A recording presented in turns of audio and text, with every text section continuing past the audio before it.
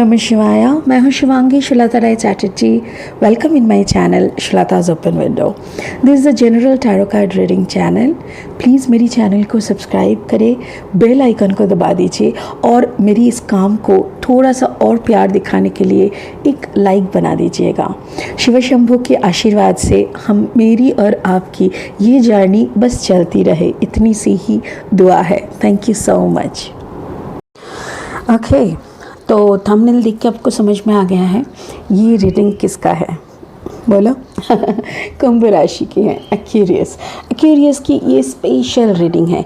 इस रीडिंग में हम लोग 4 सवाल की आंसर ढूंढेंगे, जो कि मैं ऑलरेडी मेडिटेट करके स्पिरिट से बात करके सारी कार्ड्स को यहाँ पे रख चुकी हूँ।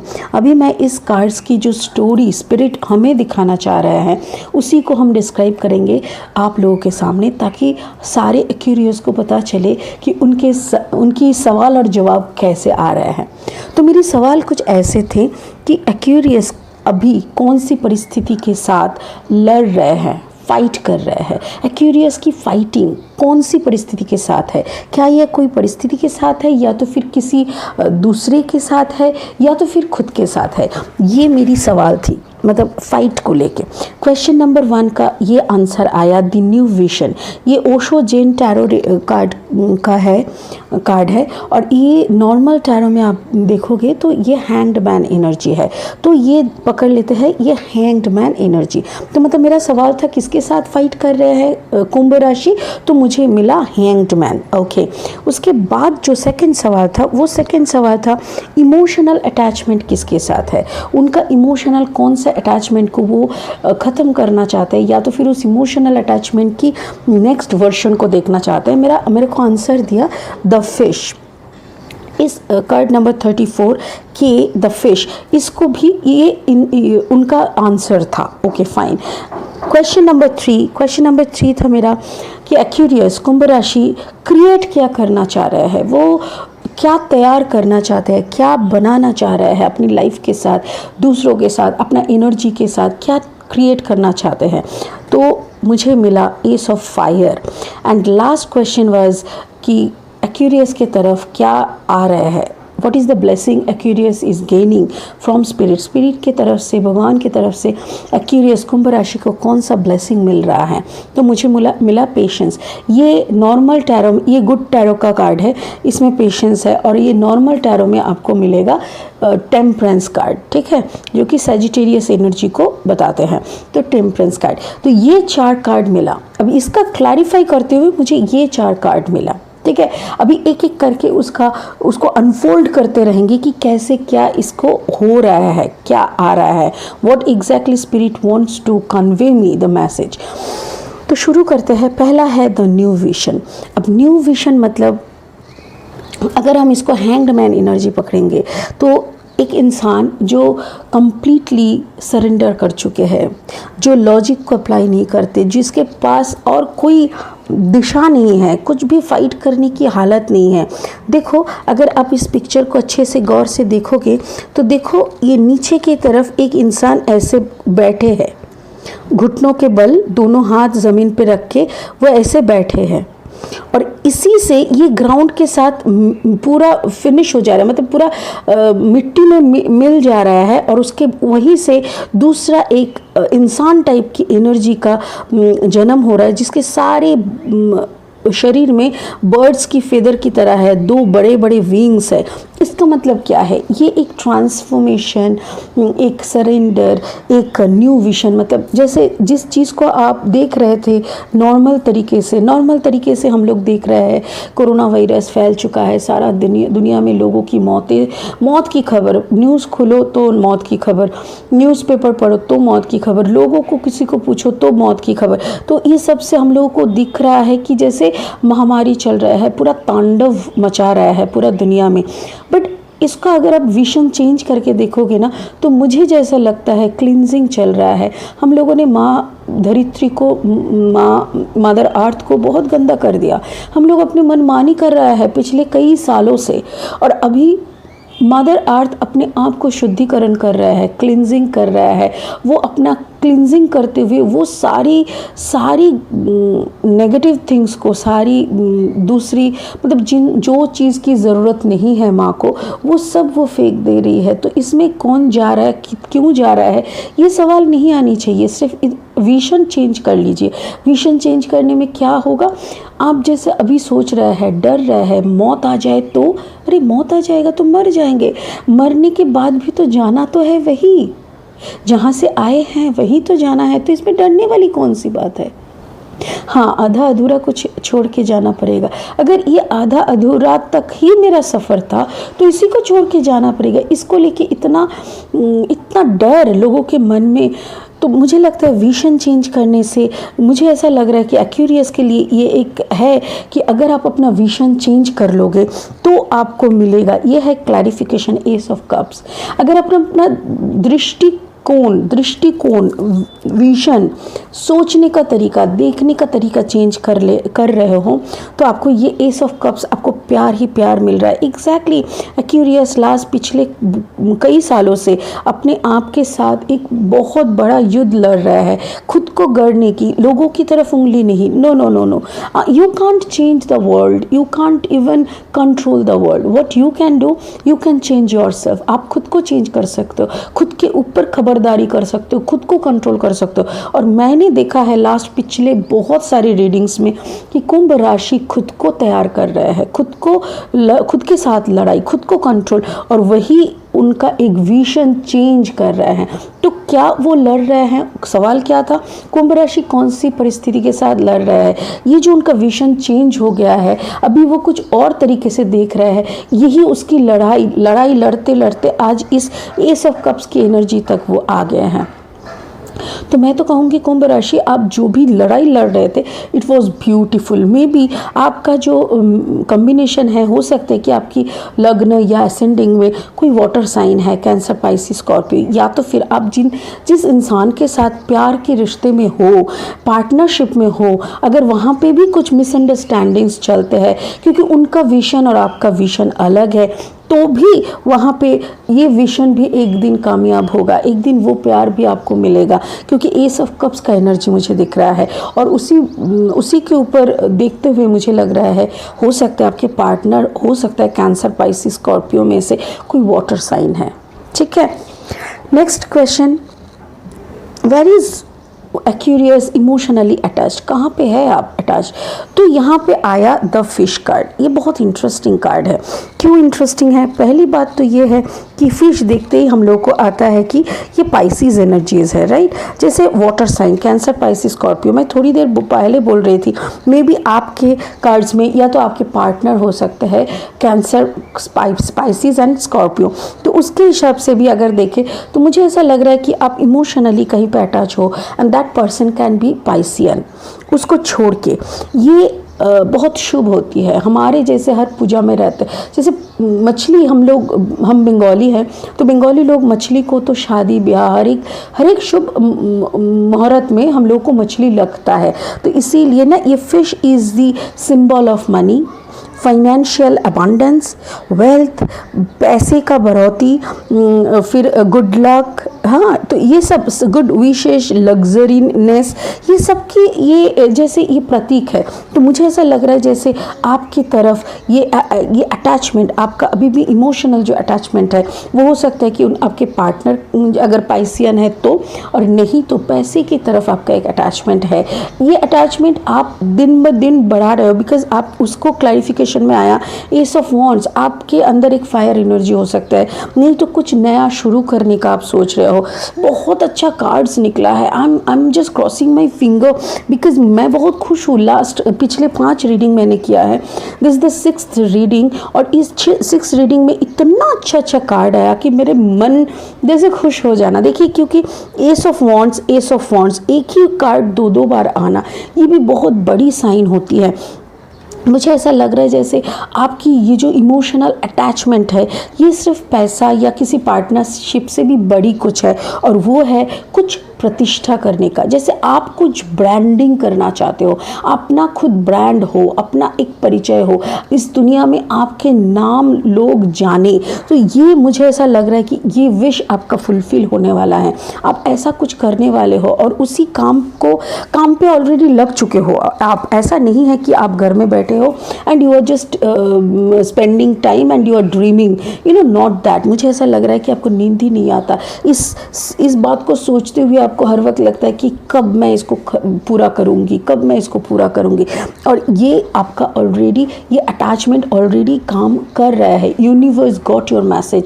मुझे thank you so much, thank you. Spirit मुझे बोल रहा है, spirit is working on your project. इससे बड़ी बात क्या हो सकती है? When spirit is working for you, तो और आपको क्या चाहिए? सो ये हो गया। नंबर 3 क्वेश्चन क्या था कि आप क्या क्रिएट कर रहे हो। आप मज़ेदार बात देखो, यही आपका इमोशनल अटैचमेंट और यही आप क्रिएट कर रहे हो। तो समझ पा रहे हो कितना शक्तिशाली है ये, कितना शक्तिशाली है। कुछ ऐसा आप क्रिएट कर रहे हो जिसके बलबूते पे लाखों में आपके पैसा आ रहा है या तो आने वाले हैं, और ऑलरेडी आप इतना ग्रोथ कर रहे हो जिस ग्रोथ के ऊपर देखते हुए दुनिया देखेंगे, दुनिया बात करेंगे, दुनिया एक टाइम आएगा दुनिया के बाजू में आप खड़े हो जाएंगे। मेरे को ऐसा ही लग रहा है। Ace of fire, you are creating ace of fire, that means you are creating the light, you are creating the fire. Fire मतलब सबसे पवित्र होती है। सब मतलब बोलता है ना, आग से डरो नहीं, मैं कहती हूँ आग से शुद्धिकरण होती है। जो कचरा रहता है उसको जला के राख कर देता है, बट जो हीरा होता है, हीरा कभी आग नहीं जला सकता। अब गोल्ड को फेंक दो, गोल्ड पिघल जाएगा, बट गोल्ड ही रहेगा। तो कोई जल के जो सॉलिड होता है, जो ओरिजिनल होता है, उसको आप जला के भी कुछ नहीं कर सकते। तो मुझे ऐसा लग रहा है कि आप कुछ ऐसा बना रहे हो जिससे रोशनी आए, जिससे अग्नि आए, जिससे जो एक सृष्टि हो और इस सृष्टि में आपकी नाम खुदाई हो। ठीक है, और उसका क्या क्लैरिफिकेशन मिला? S of pentacles, beautiful. मुझे ऐसा लग रहा है जैसे ये और ये एंड ये जैसे ये क्रॉस होके आ रहा है। आपका इमोशनल अटैचमेंट आपकी ग्रोथ के साथ, आपकी क्रिएशन के साथ। That means what? जो इंसान का इमोशनल अटैचमेंट अपनी सृष्टि के साथ होता है, तो उस इंसान को क्या कहते हैं? सृष्टा कहते हैं, क्रिएटर। तो भगवान अगर क्रिएटर है हम सबके, और आप अगर कुछ क्रिएट करने में लगे हो, दैट मीन्स आपके अंदर की जो भगवान है वो ऑलरेडी जाग उठे हैं। उन्होंने आपको सोने नहीं दे रहा है। जैसे भगवान खुद नहीं सो पाते हैं, हर वक्त कुछ ना कुछ उनके दिमाग में चलते हैं और वो सृष्टि करे जाते हैं। वैसे ही आप भी कुछ ना कुछ सृष्टि के पीछे ही सोचते रहते हो। आपकी सोच आपकी सृष्टि को लेके, आपकी क्रिएशन को लेके, और उस क्रिएशन के बदले में क्या आ रहा है? पैसों की बरसात, फाइनेंस, एस ऑफ पेंटिकल्स। मैं बहुत खुश हूँ क्योंकि यहाँ पे देखो एस ऑफ फायर 2 बार आया है, एस ऑफ कप्स जो कि प्यार है। ये मुझे ऐसा लग रहा है कि आपके अंदर की हार्ट चक्र का ओपन होना, ये complete love for humanity, complete love for nation, complete love for universe, ऐसा मुझे दर्शा रहा है। और इसके साथ साथ एस ऑफ पेंटिकल्स मतलब इतना ग्रोथ, इतना फाइनेंशियल अबंडेंस, इतना रिचनेस, इतना वेल्थ जो शायद आप कैलकुलेट भी नहीं किए थे, शायद आपने कभी इतना ज़्यादा कैलकुलेट ही नहीं किए थे।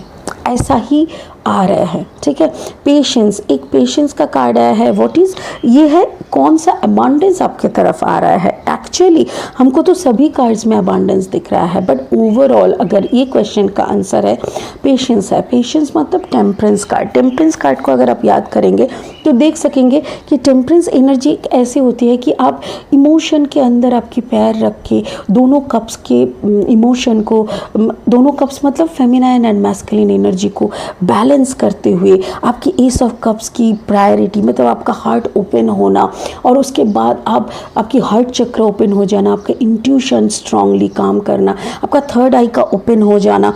मतलब you are in a deep process, आपके सामने अभी दुनिया धुंधला सा लगता होगा, आपको शायद नहाने, खाना बनाने ये सब में मन ही नहीं लगता होगा। आपको सिर्फ लगता है कि कुछ तो चल रहा है, अंदर में कुछ पक रहा है और वो पकने का खुशबू मुझे आ रहा है, मुझे समझ में नहीं आ रहा है कि पक क्या रहा है। डोंट वरी, बहुत सुन आपको मिलेगा। और उसी पेशेंस की क्लैरिफिकेशन कार्ड है the 10 of cups. Beautiful. 10 of cups is a beautiful completeness. ये तो जैसे दिखाते हैं कि एक फैमिली, कंप्लीट फैमिली पार्टनरशिप, जो पार्टनरशिप यहाँ पे थोड़ा सा मुझे गड़बड़ दिख रहा था, यहाँ पे वो पार्टनरशिप का समझना, जैसे आपके पार्टनर आपको समझने लगे, आपके पार्टनर आपको थोड़ा सपोर्ट करने लगे, जो पहले शायद आपके साथ नहीं हो रहा था। बट यहाँ पे मुझे सबसे बड़ी बात क्या लग रहा है पता है, जैसे यहाँ पे आप अकेले, आपका विजन था, आप काम करने लगे, आपकी रोशनी चारों तरफ फैलने लगा, आपकी काम की बातें फैलने लगी, आपकी दुनियादारी फैलने लगी, आपके पैसे से आप दुनिया का ही दुनियादारी संभालने लगे। जैसे खुद के लिए कुछ नहीं चाहिए, जो भी पैसा आए दुनिया में लगाओ, दूसरों का भलाई करने में आप लग गए। और उसी वक्त आपके अंदर का जो बैलेंस हुआ वो आया, और उसके नतीजा क्या हुआ कि आपकी तरफ, जैसे आपका फैमिली अभी बहुत बड़ा है। इन वन वर्ड, एक सेंटेंस में अगर मैं बोलूँ तो आपकी फैमिली ये नहीं है कि आप पति पत्नी और बच्चा, ऐसा नहीं है। अभी तो पड़ोसी भी फैमिली है, रिश्तेदार भी फैमिली है, जो रिश्ते में नहीं है वो भी फैमिली है, दूर दुराज की कोई भी आके नमस्कार करे तो वही फैमिली है। ऐसा हो गया है जैसे कोई लंगार खुल देना, जैसे एक ऐसा किचन खुल जाना। सॉरी, मैं इमोशनल हो जा रही हूँ, बिकॉज़ ये सपना मेरा है। हर वक्त मैं ये सपना देखती हूँ, इसीलिए मैं पर्सनल रीडिंग का चार्जेस रखती हूँ। मेरा पर्सनल रीडिंग का चार्ज लगभग थोड़ा ज़्यादा ही है, सबसे ज़्यादा है। और मैं रीडिंग भी बहुत कम करती हूँ, क्योंकि सबको पुसाता नहीं है, तो मैं कभी कभी फ्री में कर देती हूँ, कभी कभी बोलती हूँ नहीं, फ्री वाला ऑलरेडी है। बिकॉज़ रीडिंग करने में बहुत एनर्जी जाता है। तो सब कुछ के बाद मुझे लगता है कि मैं पैसा क्यों कमा रही हूँ, क्योंकि एक लंगर खोलना है, एक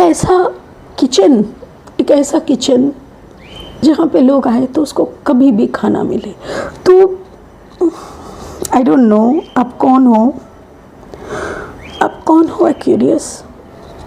मुझे तो ऐसा लग रहा है कि किसी स्पेसिफिक पर्सन का रीडिंग मैं कर रही हूँ, और मेरी आंखों में आंसू आ गया।